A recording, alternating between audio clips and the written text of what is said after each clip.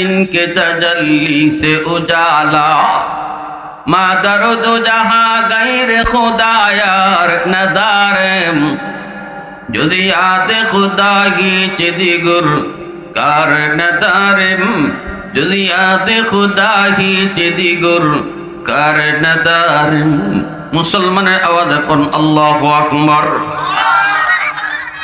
উসমান হারুনি কই বাবা আয় মঈনুদ্দিন আয় আমার বুকে আয়। আল্লাহু আকবার জোরে কও।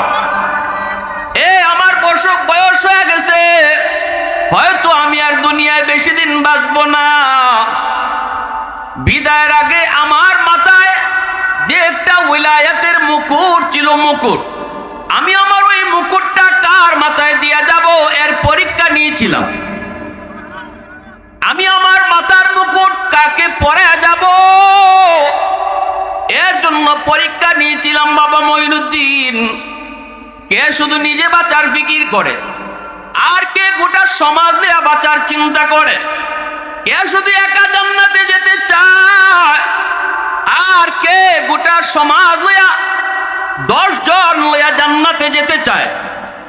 এর পরীক্ষা নিয়েছিলাম বাবা মঈনুদ্দিন আয় আমার বুকে আয়। আমার পরীক্ষায় তুমি 100 পাস করেছো। আমি উসমান হারুনি চলে গেলাম, চলে যাব, কিন্তু আমার বিদায়ের পর এই উলায়াতের সাম্রাজ্যের মুকুট তোমার মাথায় পরায় গেলাম। ওই দিন থেকে মঈনুদ্দিন শুধু ওলিদের ওলি না, ওলিদের সর্দার বলে গেছে। লা ইলাহা ইল্লাল্লাহ। একটু বল আল্লাহ পাক এখানে বসার তৌফিক দিব যারে আল্লাহ মায়া করে, কারণ এটা হলো জান্নাতি সামিয়ানা। আল্লাহ হাসরের মাঠেও জান্নাতে তারে বসার তৌফিক দিব। লা ইলাহা ইল্লাল্লাহ, লা ইলাহা ইল্লাল্লাহ, লা ইলাহা ইল্লাল্লাহ, লা ইলাহা ইল্লাল্লাহ, লা ইলাহা ইল্লাল্লাহ, লা ইলাহা ইল্লাল্লাহ। সবাই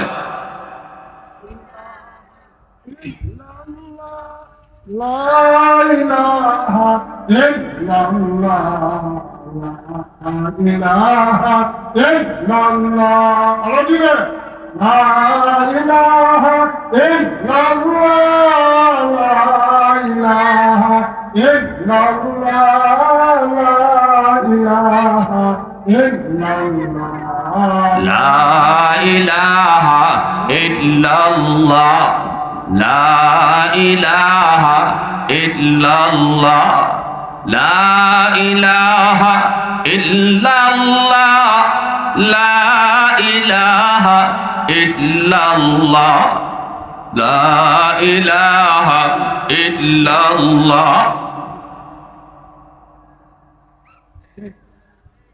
লা ইলাহা ইল্লাল্লাহ মুহাম্মাদুর রাসূলুল্লাহ। জোরে সুরে বলি সাল্লাল্লাহু আলাইহি ওয়াসাল্লাম। এজন্য আমার ভাইরা বন্ধুরা, যেই মানুষটা নিজেও নামাজে যায়, এলাকার মানুষকেও নামাজের দিকে ডাকে, যেই মানুষটা নিজেও আল্লাহরে ডরায়, মানুষকেও আল্লাহর দিকে ডাকে, যেই বাবা নিজেও নামাজ পড়ে সন্তানকেও নামাজের দিকে ডাকে, নিজেও নামাজ পড়ে নিজের স্ত্রীকেও নামাজি বানায়, যেই মা নিজে পর্দা করে মেয়েটাকেও পর্দা করায়, ওই মাই আল্লাহর কাছে প্রিয় আর মাকবুল, সেই জান্নাতি। আর যদি নিজেই শুধু আল্লাহরে ডরাইলো, চোখের সামনে আপনজন মানুষগুলা আল্লাহরে ডরাইলো না। এজন্য আল্লাহ কয় কু আনফুসাকুম ওয়া আহলিকুম নারা। নিজে যেমন বাঁচার ফিকির করো, পরিবারকেও বাঁচাও, ঠিক না? নিজে বাঁচো, জাহান্নামের আগুন থেকে নিজে বাঁচো, পরিবারকেও বাঁচাও। এজন্য আমার মায়েরা খেয়াল করে শুনবেন, মার আসরটা সন্তানের উপরে যায় বেশি পড়ে। মা যদি নামাজি হয়, সন্তানও নামাজি হয়। বাবার চেয়েও মার আসরটা সন্তানের উপরে বেশি পড়ে। কয়া কয়া নামাজি বানানোর চেয়ে দেইকে দেইকে যেই সন্তান নামাজি হয়, এটা মনের ভিতরে আসর করে বেশি। ঘরের মধ্যে সন্তান যদি দেখে মা নামাজ পড়ে, ঘরের মধ্যে সন্তান যদি দেখে মায়ের পর্দা করে, ঘরের ভিতরে ছোট বাচ্চায় যদি দেখে বাবা কোরআন তেলাওয়াত করে, তাহলে ওই নামাজের প্রতি তার মহব্বত অন্তরে বসে যায়। ছোট ছোট বাচ্চারা দেখবেন মা নামাজে দাঁড়াইলে মার সাথে অটোমেটিক নিজেও নামাজে দাঁড়ায় যায়। কইতে হয় না, ডাইকা আনতেও হয় না, এটা দেইকা দেইকা নামাজি। এই নামাজটা তার দিলের ভিতরে বসবে, এই নামাজের সাথে তার মহব্বত তৈরি হবে। যেই ছোট্ট মেয়েটা বুঝ হওয়ার পরপরই দেখবে মায়ের মাথায় কাপড় পরে পর্দা করে পর পুরুষের সামনে যায় না, এই পর্দার আসরটা সন্তানের উপরও যায় পড়বে। ছোট্ট মেয়ে যদি দেখে মাথা থেকে কাপড় সরায় না, ওড়না পরে বোরকা পরে, ছোট মেয়েটাও দেখবেন এখনো কিছু বুঝে নাই, কিন্তু এরপরও মাথায় মার মতো কাপড় দেয়নি না, দেয় না। আব্বা আমার লাগে একটা ওড়নাই না দাও, কেন দাও, কি জন্য দাও, কিছু বুঝে না, কিন্তু এতটুকু বুঝে মায়ের ওড়না পরে, এতটুকু বুঝে মায়ের মাথায় কাপড় দেয়। ছোট বাচ্চাটা মারে দিকে দিকে শিখে। বাবার চেয়ে সন্তানরা মাকে বেশি ফলো করে, কারণ সন্তান মাকে বেশি টাইম পায়। পেটে ছিল তাও মায়ের পেটে ছিল, মার পেটে থাকতে মা যত আমল করত, যত কাম করত, যত কাজ করত, প্রতিটা কাজের প্রতিটা কথার আসর পেটের সন্তানের উপরে যায় পড়ে। দুধ পান করেছে মার, তখনও মার টাচেই বেশি ছিল। একটু বয়স হয়েছে, মাত্র হাঁটা শিখছে, ঘরের ভিতরেই হাঁটতে পারে, বেশিরভাগ টাইম মারই বেশি দেখে। বাবা তো বাহিরে বাহিরে কর্মের সন্ধানে থাকে। এজন্য মা যেমন হয় সন্তানও তেমন হয়, ঠিক কিনা জোরে কর। এজন্যই তো আল্লাহ নবী বলেছেন, আল মারআতু রাইয়াতুন আলা বাইতি যাওজিহা ওয়া ওয়ালাদিহি। সন্তানের ব্যাপারে আল্লাহ পাক মা বাবা দুজনকে যেমন জিগাইব, কিন্তু বাবার চেয়ে সন্তানের ব্যাপারে মাকে আল্লাহ বেশি জিগাইব। বাবারে যদি জিগায় একবার, মাকে আল্লাহ জিগাইব দুইবার। এজন্য আমার এই এলাকার মা বোনেরা দিলটা নরম করে কথাগুলি একটু বোঝার চেষ্টা করো। যেই সন্তানের জন্য স্বপ্ন দেখো সন্তান একদিন বড় হয়ে মার সেবা করবে, মাকে মা কয়ে ডাকবে, সম্মান দিয়া ইজ্জত দিয়া রাখবে, বউয়ের কথায় চলবে না, মার কথাই সারা জীবন চলবে, এমন স্বপ্ন যেই মায় দেখো তুমি মারও কিছু দায়িত্ব আছে এমন সন্তান পাওয়ার জন্য, ঠিক না নি? আমি চলমু বেপরদায়, আমি পর পুরুষের সাথে কথা কইমু, আমি প্রয়োজন ছাড়াই বাজারে চলে যাবো, যেই কাজটা আমার পুরুষে পারে এটা আমি নিজে গিয়ে বাজারে করবো। 10 জন 20 জন পুরুষ আমারে দেখলো,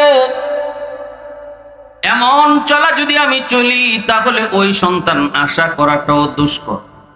যেই সন্তান আমার মন মতো হবে।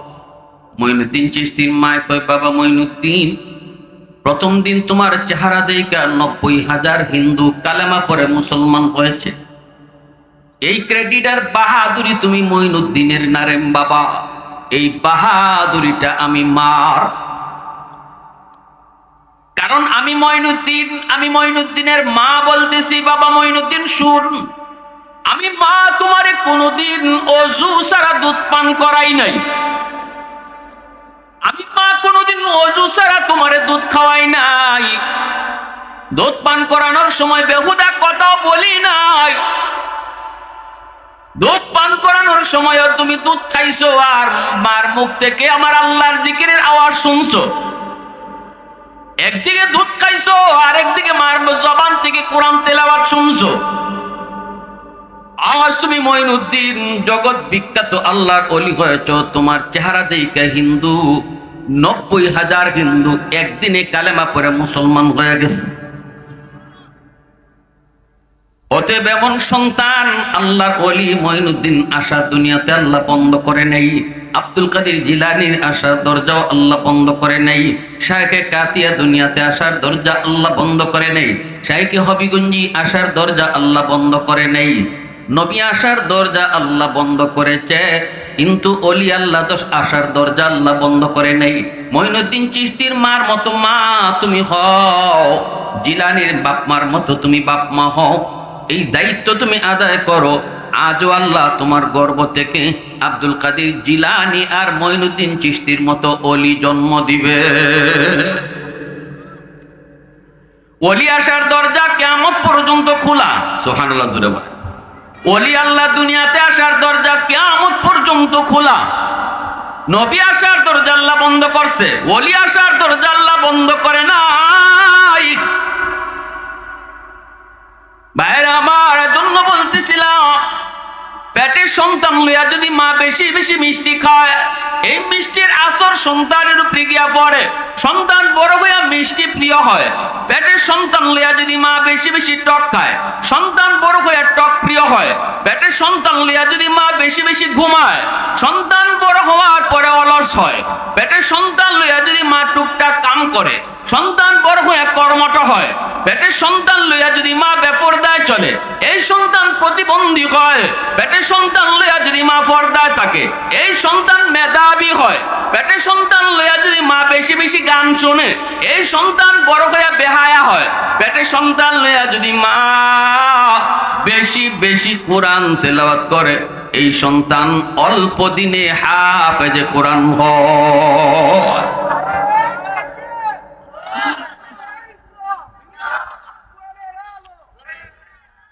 প্যারে হাজিরিন, এজন্য বলতেছিলাম, রাসূল বলেছেন আল মারআতু রাইয়াতুন আলা বাইতি যাওজিহা ওয়া ওয়ালাদিহি।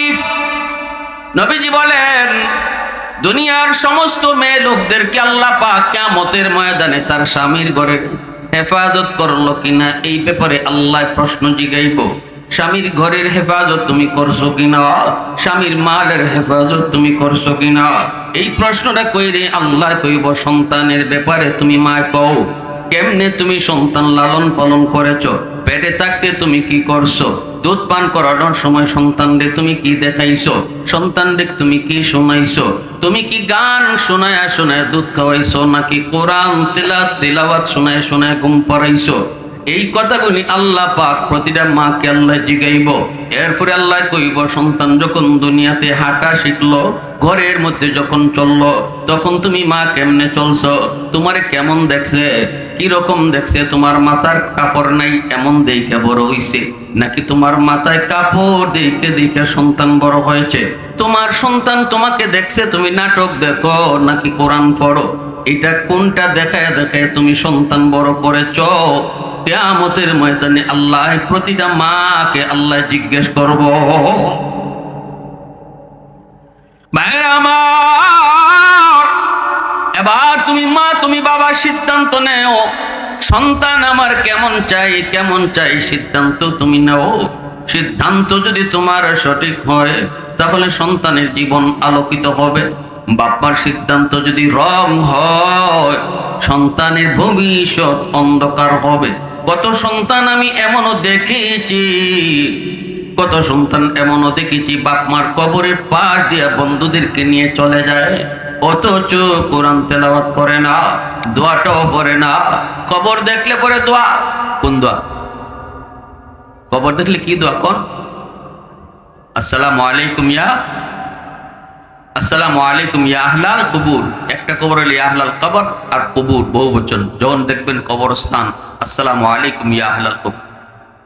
আমি এমনও দেখেছি এই কবরের পাশ দিয়ে যাইতেছি, যে কবরের পাশে তার মা শুয়ে আছে, বাবা শুয়ে আছে বন্ধুদেরকে নিয়ে, অথচ এরপরও সে গান গাইতেছে। কি গাইতেছে? বন্ধুদেরকে নিয়ে গান গাইতেছে।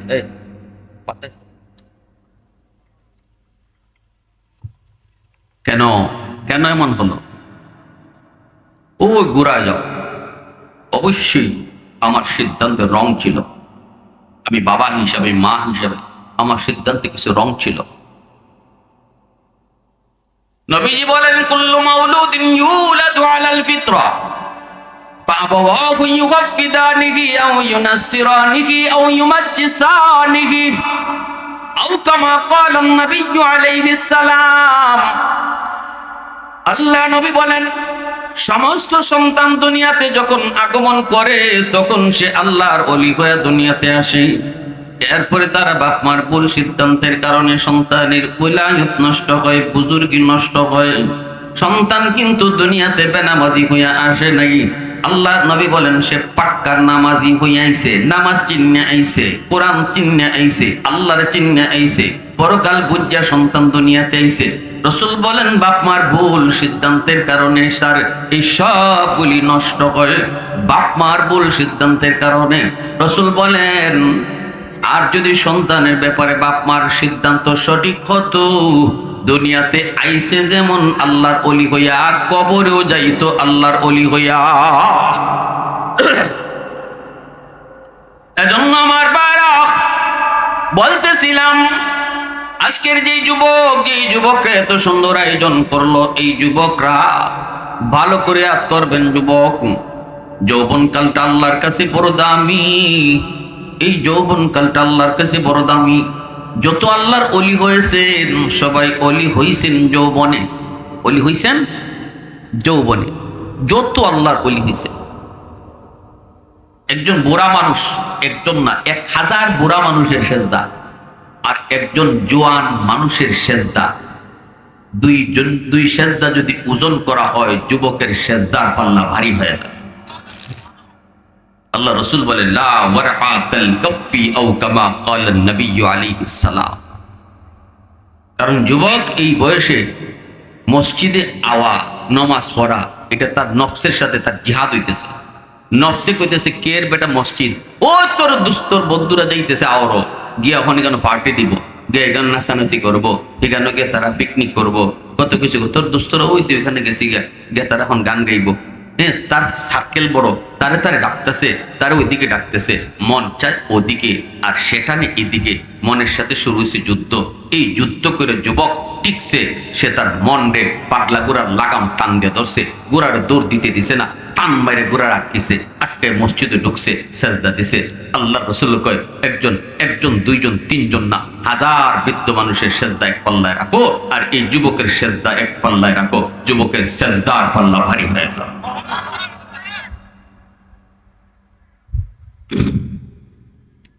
ইল্লাল্লাযীনা আমানু ওয়া আমিলুস সালিহাত ফালাহুম আজরুন গায়রু মামনুন। পবিত্র কোরআনে সূরাতুত তিন আল্লাহ পাক তিনের কসম খাইলেন, জাইতুনের কসম খাইলেন, তুর পাহাড়ের কসম খাইলেন, পবিত্র মক্কা নগরীর কসম খাইয়া আল্লাহ পাক বলতেছে, এ মানুষ শোনো, তোমার বড় সুন্দর করে বানাইছি, কিন্তু এই সুন্দরের একটা পর্যায়ে দাম থাকে না। বৃদ্ধ বয়সে তোমারে কেউ মূল্যায়ন করতে চায় না। বৃদ্ধ বয়সে তুমি ঘরেও দাম পাও না, না না সমাজেও তুমি দাম পাও না। তোমার কথা কেউ শুনতে চায় না, কারণ তোমার হাতে শক্তি নেই, কোমরে তার শক্তি নেই, ইনকাম করার পাওয়ার নাই। সন্তানের কাছেও তুমি কিছু চাইলে চাওয়ান লাগে, পকেটে তোমার টাকা নাই। এই অবস্থায় তোমার দাম কম। কিন্তু আল্লাহ বলেন, যতদিন গায়ে শক্তি ছিল ততদিন যদি আমার কদমে সেজদা দিয়া থাকো, যতদিন গায়ে শক্তি ছিল আমার যদি ভয় করে চলো, যেই বয়সে তোমারে কেউ দাম দেয় না, বুড়া বয়স, এই বয়সেও আমি আল্লাহ তোমারে দামি বানাই। কেমনে দামি বানাই? আল্লাহ বলেন, শক্তি ছিল যতদিন ততদিন তুমি আমল যা করছো, বুড়া বয়সে তুমি এই আমল যদি বুড়া হওয়ার কারণে না পারো, বৃদ্ধ হওয়ার কারণে যদি তুমি না পারো, রে যুবক, আজ তোমার গায়ে শক্তি নাই, ঘুম থেকে উঠতে পারো না, মসজিদে জামাতে যাইতে পারো না, ঘরেই নামাজটা পড়ে নিছো, আল্লাহ পাক রব্বুল আলামিন ফেরেশতাদেরকে বলবো, যদিও আমার বান্দা ঘরে নামাজ আদায় করেছি, তবু তোমরা তাকে মসজিদের জামাতের সব আমলনামায় তুলে দাও। কারণ শক্তি ছিল যতদিন বান্দা মসজিদে গিয়ে নামাজ পড়েছে, আজকে তার গায়ে শক্তি নাই, শক্তি আমি আল্লাহ কেড়ে নিয়েছি। নিজে নিজে বুড়া হয় নাই, আমি তারে বুড়া বানাইছি। যদি তার আগের মতো শক্তি থাকতো তাহলে আজও মসজিদে যাইতো। অতএব ফেরেশতারা তার আমল নামায় তোমরা জামাতের সওয়াব উঠাইও, এক বিন্দু পরিমাণ সব কম তুলবা না। সুবহানাল্লাহ, জোরে কও, আর একটু জোরে কও না সুবহানাল্লাহ। প্রশংসা করব কার? একটু জোরে কও না কার?